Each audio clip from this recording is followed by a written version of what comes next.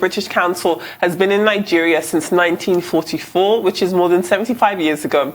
Since then, they have impacted the lives of millions of Nigerians through several programs and partnerships, creating opportunities, building connections, and engendering trust. From supporting Nigeria's first sexual assault referral centre to the NLNG British Council Postgraduate Scholarship, the British Council has done many things. Well, joining us to speak on these projects and the next 75 years is Stephen Forbes, who is the Director of Operations at the British Council. Thank you very much for joining us, Stephen. We appreciate your time. If we were to begin looking at that 75-year legacy, what do you think has been the biggest achievement of the Council up until this point?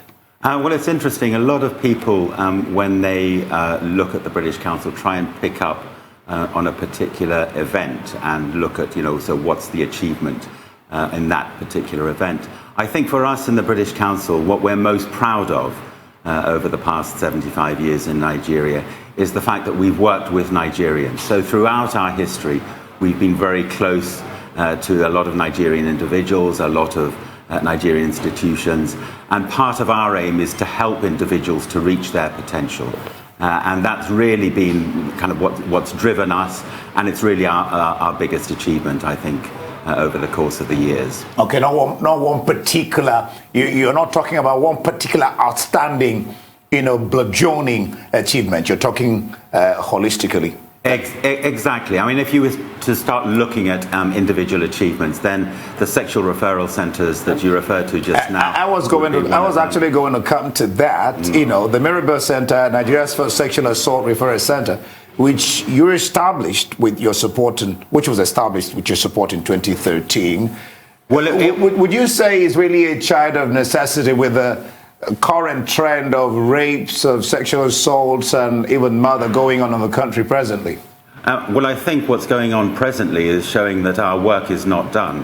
But it wasn't, just to correct you slightly, it wasn't us who set it up. It was us working with a really remarkable woman called Itoro Eze Anabi, who set it up, and we helped her. So we provided her with access to experts in the UK who'd done this elsewhere in the world and in the UK, and she got the ideas from that and then applied it to the Nigeria situation. So that was done in 2013, and since then we've set up a number of other sexual referral centres with funds, for example, from the European Union, and those have expanded across the country. But what's quite clear is two things. One is that our work's not finished, and secondly, that this responds to the results of sexual assault. Where we also need to put a lot of work in is dealing with the problem in the first place, dealing with the causes of sexual assault.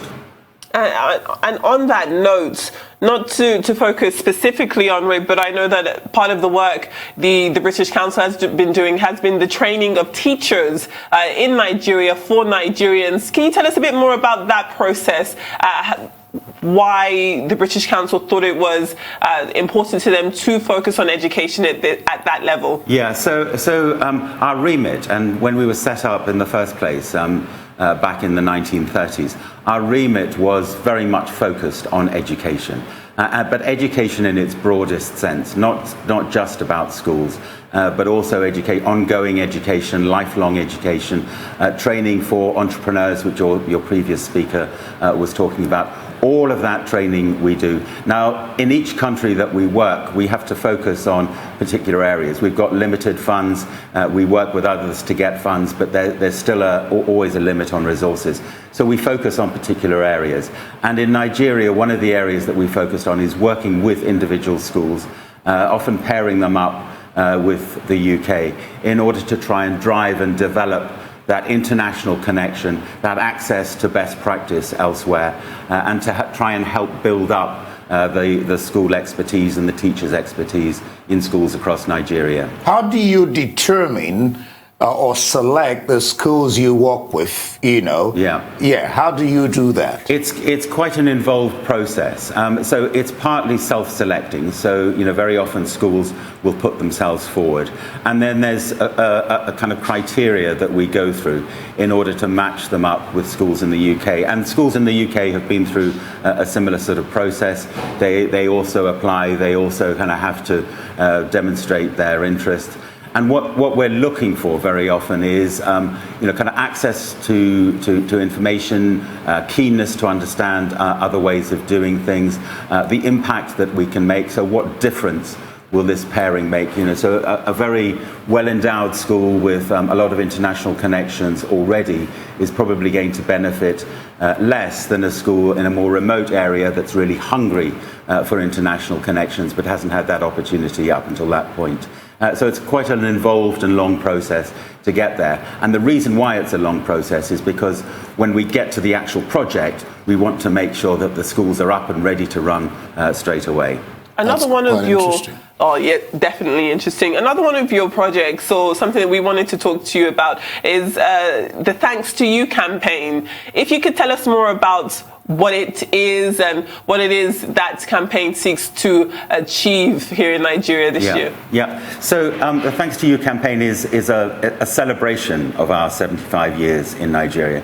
We were set up in June 1944. Now, if you think back, June 1944 was the time that the Allies were invading Normandy in France towards the end of the Second World War. So this huge war was going on in Europe. And at the same time, there were officers of the British Council who came up to set out the first office in Lagos, in Nigeria. Now, what I think that demonstrates is that even in times of crisis, even in times of great upheaval, you need to start thinking about the future. You need to have your eye on what's coming up next. And we're going through another kind of crisis now. And for us, it's also about thinking about the future. What's the world going to be like after the current crisis is over? How will it change? How will working lives change? What does it mean to the kind of work that the British Council does? Now, the Thanks to You campaign is all about saying, well, the British Council has been in Nigeria for 75 years, but as I said at the beginning, it's really about partnerships. It's working with other people, other institutions. It's about working in Nigeria with Nigerians. And we couldn't have been here successfully, effectively for 75 years without the contributions of all our partners. So partly it's to say, okay, thanks very much for everything that you've done in partnering with us. Let's look back and kind of be thankful for what we've done and what we've achieved, but let's also look ahead. So look ahead to the next 75 years. We're going through a time of upheaval. Let's also start planning for the future. And again, that will be thanks to our partners and to the individuals that we work with. Yes, one can't really say thank you enough. Is very key. One of your programs is the NSRP, Nigeria Stability and Reconciliation Program. What is the purpose and aim of this program, and who is it actually targeted at? Yeah, the NSRP program is actually finished now. So that was a program that we were running with help from the UK's Department for International Development. But although it's ended, it's kind of merged into a new program which is now funded by the European Union, looking at two things, looking at assisting with the rule of law, implementing the rule of law in Nigeria, and also looking at ways of managing conflict. So conflict between communities, for example, conflict in some of the areas up in the north of Nigeria. How can the British Council help? Now, we don't get involved directly in, for example, negotiating or brokering peace, but what we do is we provide organizations with the tools in which to do that. And we provide people with access to how to improve your access to the law, to the recourse to the law. What are the legal remedies that you can find, and how do you go about achieving them? So it's a kind of step back. We're not directly involved, but again, we're helping other institutions and individuals to do that. Fine, peace. Stephen, I know you mentioned intervention and also it being on a I guess taking a holistic approach to intervention, but I wanted to ask you, I think often when we talk about foreign intervention in Africa, or specifically here in Nigeria, that's also come off the back of exploitation. And so after a 75-year history with the British Council being in Nigeria, in what ways do you think the British Council has made efforts to distance itself from any type of colonial past and making sure that its presence in Nigeria is for the betterment of Nigerians? Yeah, I mean, that's a very interesting point, because when you think back to the time that we set up, Nigeria was still a colony at that time. But I think my forebears in the British Council actually had in mind at that time, well, what's going to come afterwards.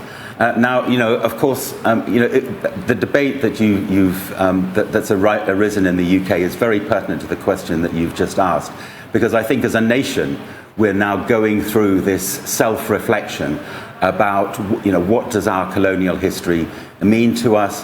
What does it mean for our interactions with others? How do we get past that and work towards the future? What are the unconscious biases that we have? So all of that is being addressed by the population in the UK at the moment, sparked very much by the killing of George Floyd in the States, but also looking at some of the things that have happened in the UK. And we're not excluded from that. The British Council, although we've been very much engaged, and we're a very outward-looking organisation, and we like to think that we reinvent ourselves frequently. Nevertheless, we are rooted in the UK, and we also need to reflect on our own history and our own country's history, and make sure that our own unconscious biases are not there. So we do that fairly regularly. We have a very extensive programme, which has been in place not just recently, but for a number of decades, looking at our equality, diversity and inclusion objectives. And that includes looking at how do we make it more fair for people. It's really at the crux of it. It's about fairness, making it more fair for our own employees, making it more fair for how we interact with others, but also thinking about our programs. Are our programs coming at it from a kind of colonial mindset, or are we trying to engage with people and find out what they really need and where we can help? And part of the absolute core of the British Council is that we work with mutuality. So everything that we do is not supposed to benefit just Nigerians. It's also supposed to benefit the UK. And what that means is that there's a two-way process. So we come to it with our history, with our past, with our biases, but so do Nigerians. And that kind of interaction and the enforcement of, making sure that we have that mutual benefit means it is a two-way process. We're not just coming at it, with a sort of paternalistic view of what's best for Nigeria. And that's not only kind of addressing the problems that you've talked about, up from our history, but it also makes for better programming. If we have good involvement from the people who will benefit from the programs are better, without question. Give and take relationship, a meeting point. Absolutely. Here and there. All right. How do you? I'll drop this question, and if you can, we'll get back to it. How is the British Council relating to what's happening in the world right now? It's also dovetailed to Britain, the killing of George Floyd, the question of slavery, and then bringing down so many relics of the past that remind people of how it used to be then. But I'm going to put you on pause now, because you'll not be able to take that question. But when we get back, Steve, you will then take that question. You're still watching the morning show. We've been discussing with Stephen Forbes, Director of Operations at the British Council. We'll be back in a bit. Stay with us.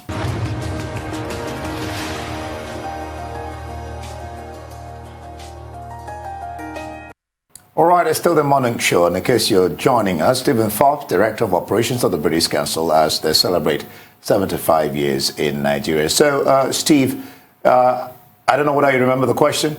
I do. You were asking me about how the British Council is relating to the international events. Yeah, go ahead. So there's the killing of George Floyd, which I referenced earlier, and there's also recently been a number of protests in the UK, including recently the dismantling of a statue in Bristol and throwing of a former slave trader, from the 18th century and throwing it into the harbour. Yeah. So how does the British Council relate to all of that? Well, the first thing to say is that we're not a political organisation, so we don't take a political stance on anything. But our job is to encourage debate and discussion, and to give people the tools to have that debate, at a high level. So we enable people to talk about their views. We enable politicians. We enable that discourse to happen.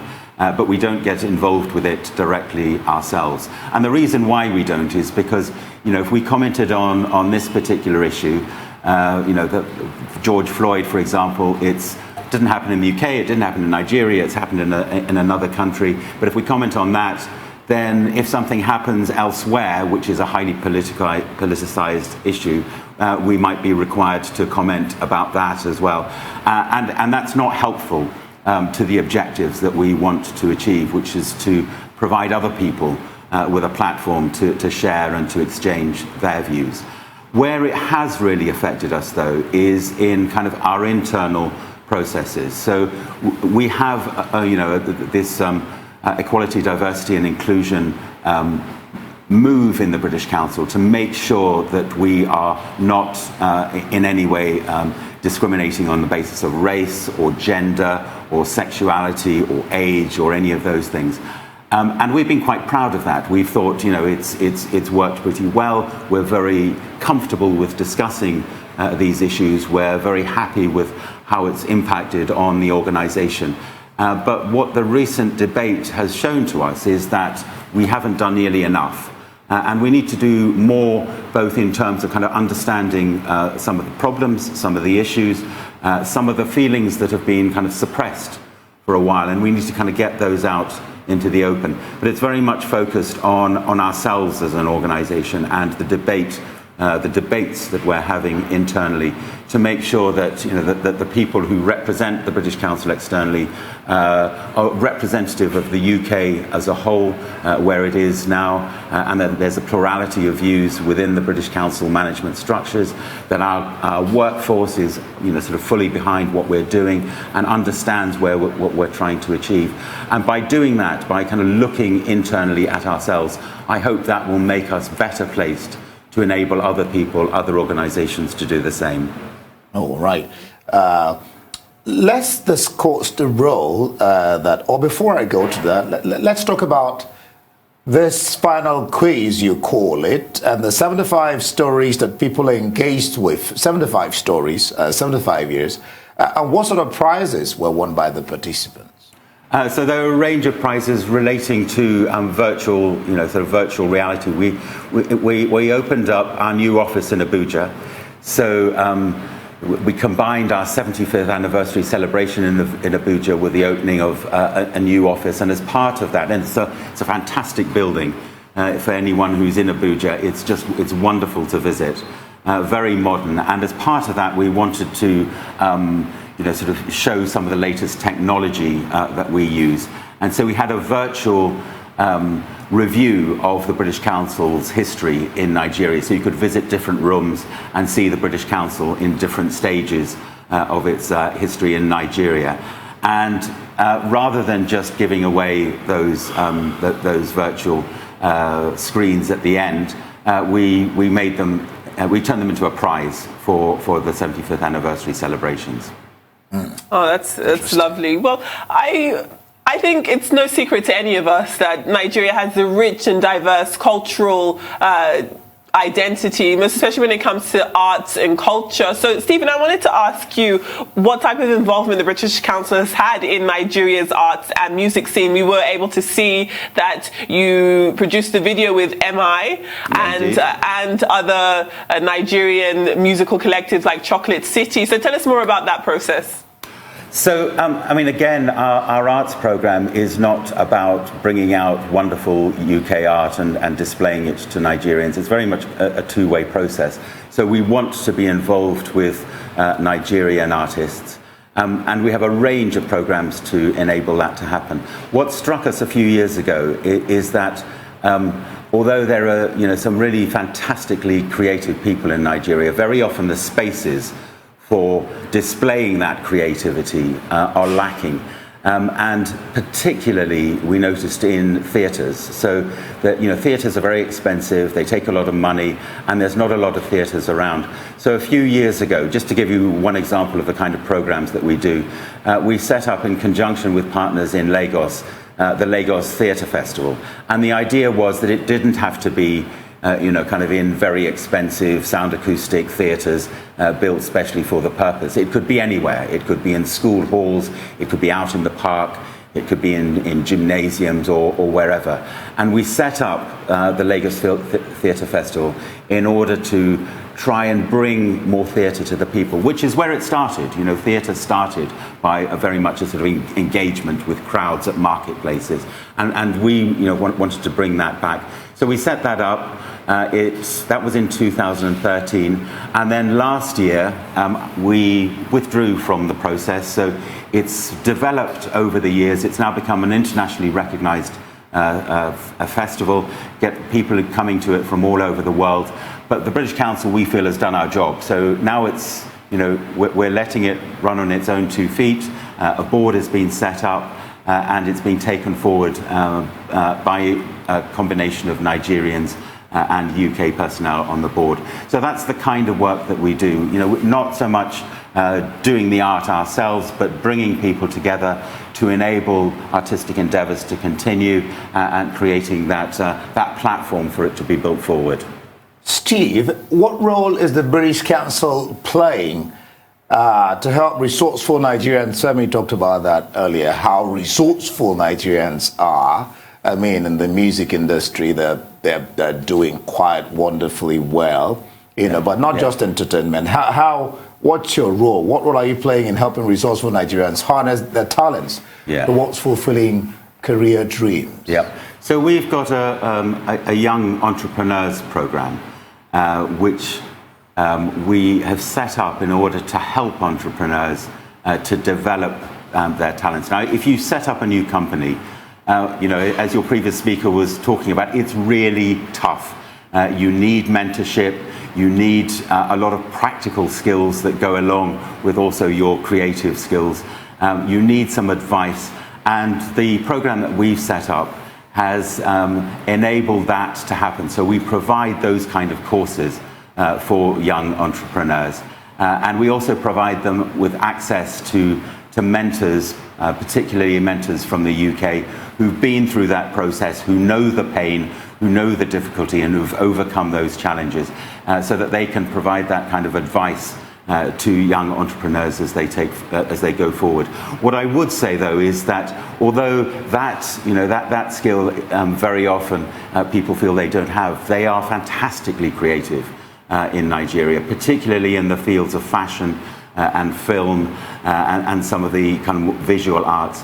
And we feel that there's a lot of benefit. I talked about this mutual benefit thing, that we feel that there's a lot of benefit that can go back to the UK as well. So, showcasing the music of Nigeria doesn't just help Nigerians, it also enriches the musical experience in the UK.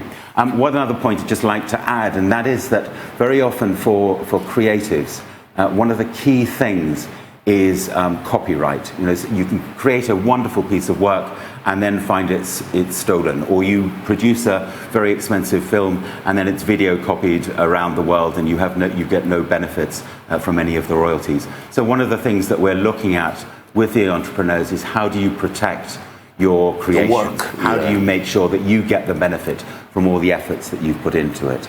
Yes, Steve, you've been in Nigeria for quite a while now. Absolutely. We won't go without letting you tell us.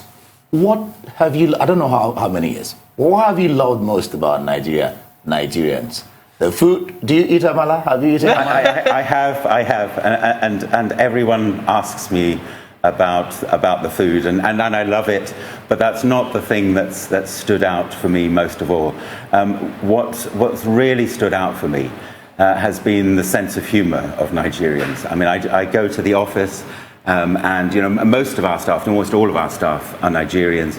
And it's a laugh a minute. It's, there's always something going on. There's always jokes. There's serious work, but there's always sort of time down and people relaxing and enjoying the company.